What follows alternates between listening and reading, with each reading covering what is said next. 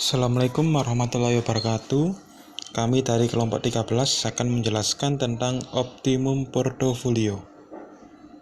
Optimum portofolio. Portofolio merupakan investasi pada lebih dari satu saham atau sekuritas. Maksudnya adalah penanaman investasi yang dilakukan pada lebih dari satu perusahaan atau beberapa perusahaan. Investor melakukan portofolio dengan tujuan untuk meminimalkan risiko, sehingga investor harus dapat memperkirakan berapa keuntungan yang diharapkan, serta seberapa jauh penyimpangan yang akan terjadi dari hasil yang diharapkan. Yang kedua, return dan risiko. Return atau disebut juga imbal hasil, yaitu hasil yang diperoleh dari suatu investasi. Return ini dapat berupa return realisasi atau imbal hasil yang sudah terjadi, atau return ekspektasi yang terjadi di masa mendatang. Return ini biasanya berupa bunga, capital gain, dan dividen.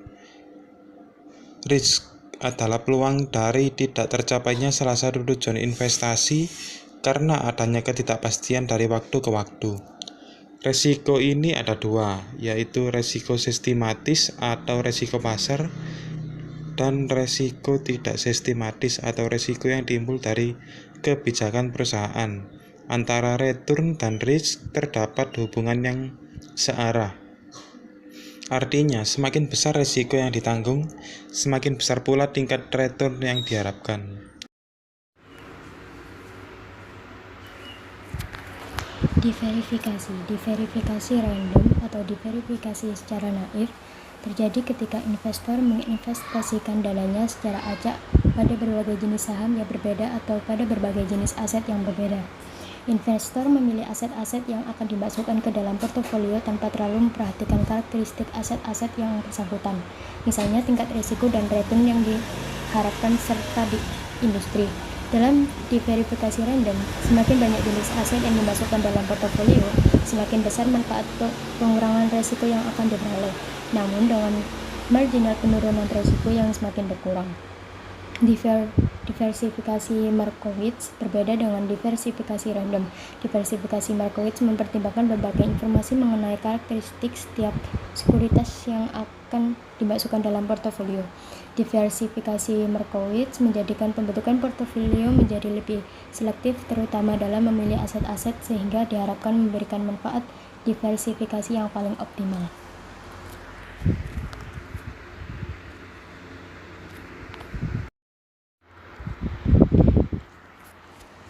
Model Markowitz. Pada model conditional mean variance terdapat dua metode yang digunakan, yaitu metode R untuk menaksir rataan bersyarat dan metode Garch untuk menaksir varian bersyaratnya. Dalam menggunakan model conditional mean variance, ada beberapa langkah-langkah yang perlu diperhatikan sebagai berikut. Tahap pertama adalah tahap praestimasi. Pada tahap ini akan dilakukan uji autokorelasi dan uji heteroskedastisitas data. Uji ini dilakukan untuk mengetahui apakah model R dan Garch cukup baik diterapkan, karena asumsi yang digunakan dalam model mengharuskan adanya korelasi antar data untuk melihat apakah nilai tingkat keuntungan mingguan pada masing-masing saham berkorelasi diperhatikan dari nilai autokorelasi tingkat keuntungan mingguan saham tersebut.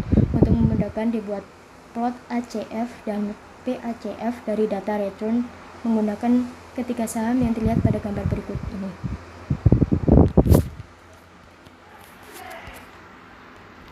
Portofolio optimal berdasarkan preferensi investor menurut Markowitz.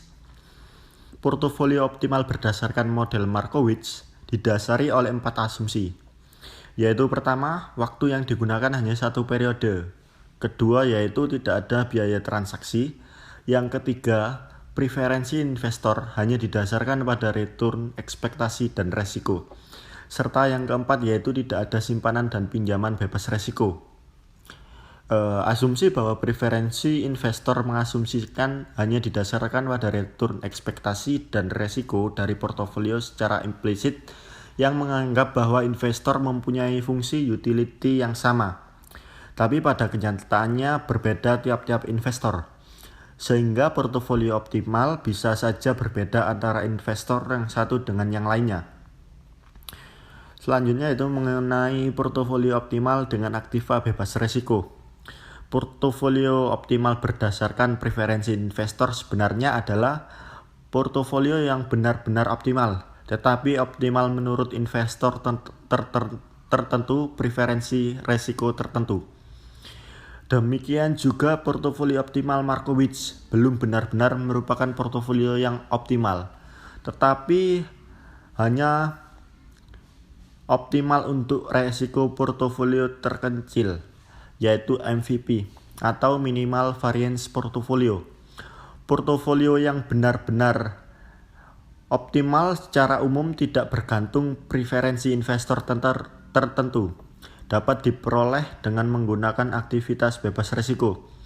Suatu aktivitas bebas risiko dapat didefinisikan sebagai aktiva yang mempunyai return ekspektasian tertentu dengan risiko yang sama dengan nol. Selanjutnya yaitu portofolio optimal dengan simpanan dan pinjaman bebas risiko. Portofolio optimal secara umum sebelumnya hanya memasukkan aktiva-aktiva beresiko ke dalam portofolionya. Aktiva bebas risiko hanya digunakan untuk menentukan letak dari portofolio optimalnya, tetapi tidak dimasukkan sebagai aktiva di portofolionya. Dengan adanya aktiva yang bebas risiko, misalnya sertifikat Bank Indonesia, investor mempunyai pilihan untuk memasukkan aktiva ini ke dalam portofolionya.